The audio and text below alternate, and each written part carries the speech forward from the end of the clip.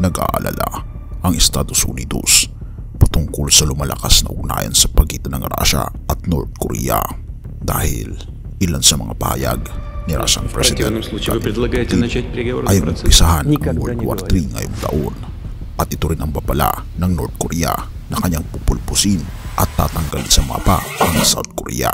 At kung matutupad ang mga plano ng dalawang ito ay tiyak na ang World War III. Atin itong pag-usapan mga kaibigan.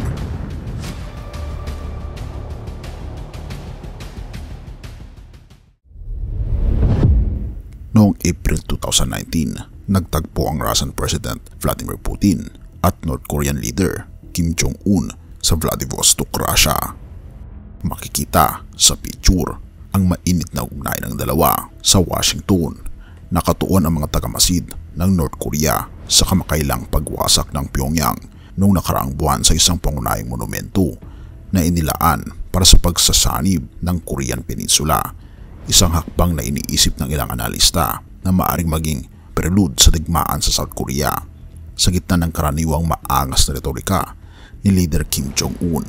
Ngunit ang mga opisyal ng Estados Unidos at ang mga tagamasid ng North Korea na nakipag-usap sa CNN ng kondisyonal na hindi ito itanghal sa publiko ay sinasabi na ang ingay hinggil sa arko ng pagsasanib ay nagtatago ng isang mas malaking banta sa seguridad, ang lumalakas na pakikipag-alyansa ng North Korea sa Russia ngayong taong 2024.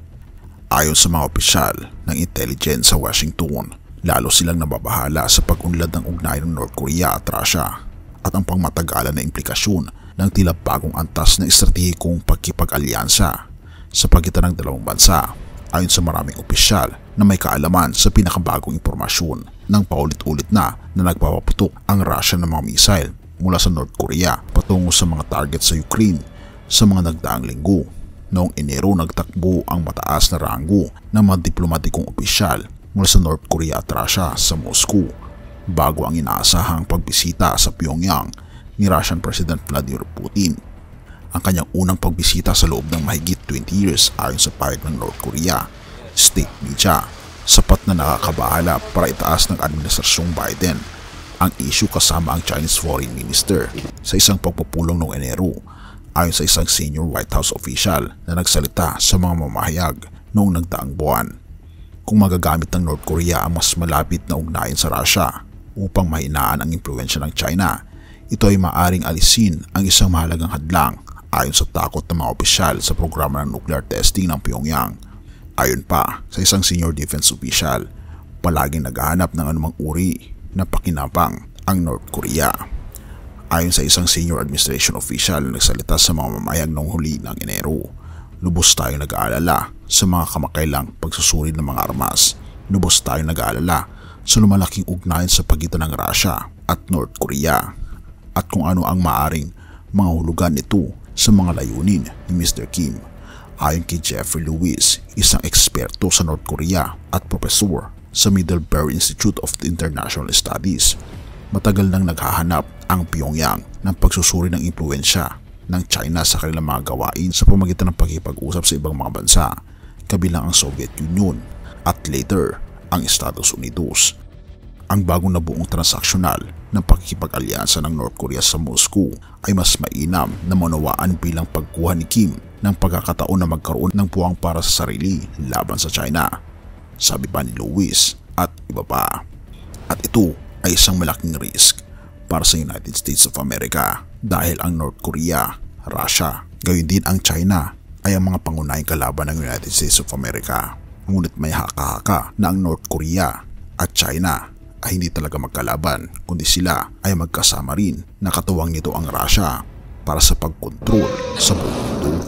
At ito ang ikinababahala ng Europa at United States of America dahil nahihinog na ang pinakamalaking digmaan sa mundo, ang nuclear war, World War III.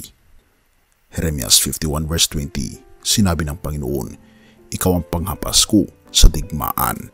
Mga kaibigan, anuman ang mangyayari sa atin, lagi nating isaalang-alang na ang pinakamalakas na weapon pa rin natin ay walang iba kundi ang ating Panginoong Diyos. Siya ang pinakamatibay sa lahat at siya ang ating tunay na fortress. ang tunay na sandigan sa mga tao na nawawalan ng pag-asa dahil naniniwala ko na ang Panginoon lamang ang magbibigay sa atin ng tunay na proteksyon.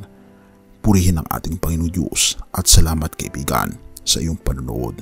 Tayo manalangin. Ama naming banal, makapangyarihan naming Diyos, kami po'y tulungan ninyo sapagkat hindi po namin alam, Panginoon, kung paano mamuhay sa aming henerasyon ngayon. Punong-puno, Panginoon, ng alitan, digmaan at kaguluhan. Panginoon, kailangan po namin kayo. Bigyan kami, Panginoon, ng lakas na manampalataya, Panginoon, sa inyo parati, na magkaroon ng mas malalim na koneksyon sa inyo habang nangyayari ang mga bagay na ito upang may handa po namin ang aming mga sarili kasama ng aming mga kaibigan at pamilya na magrarally sa pananampalataya na magkakaroon ng matinding ilaw sa buong mundo upang ipahayag ang pabalita ng kaligtasan na matatagpuan lamang sa aming Panginoong Diyos at ang pagdating ng aming Panginoong Diyos sa kalahatian ng mga ulap na kami po'y kukunin ninyo sa pangalawa. Salamat, Panginoon, sa iyo pong pagmamahal. Salamat, Panginoon, sa aming Panginoon Kristo. Purihin ka, o aming Panginoong Diyos, at patawarin po kami sa lahat ng aming pagkukulang at pagkasala, sapagkat ito ay aming samutiling sa matamis na pangalan ng aming Panginoon Jesus. Amen.